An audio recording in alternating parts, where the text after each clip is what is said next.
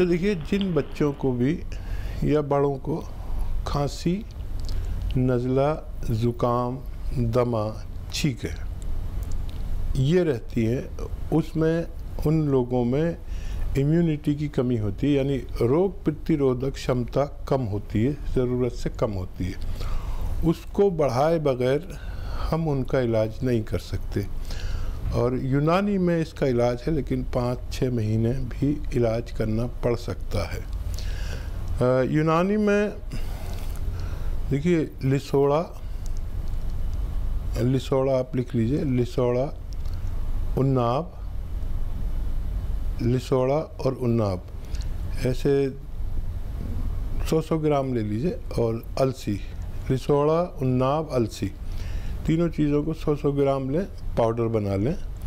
और इसमें 10 ग्राम पीपलें, जो आपके किचन में लंबी लंबी होती हैं, 1-2 इंच की पीपलें कहलाती हैं, इसमें ये भी मिक्स कर लें। और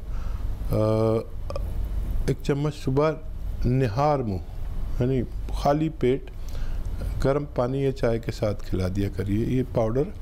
और ज़्यादा है तो रात को भी खिला दें।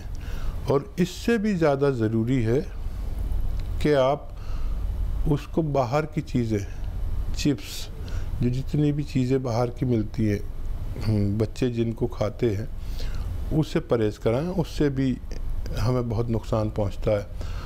और खट्टी चीज़ें बिल्कुल नहीं खाएं, ठंडी और खट्टी चीज़ें अगर 5-6 महीने तक ना खाएं और ये नुस्खा इस्तेमाल करें तो बच्चे को फ़ायदा होना मुमकिन है। ऐसे ही हकीम साहब के तजर्बे का फ़ायदा उठाने के लिए हमारे चैनल हकीम सुलेमान खान को सब्सक्राइब करें और बेल बटन को दबाना ना भूलें, ताकि हकीम साहब के घरेलू नुस्खों से ज़्यादा आप फ़ायदा उठा सकें।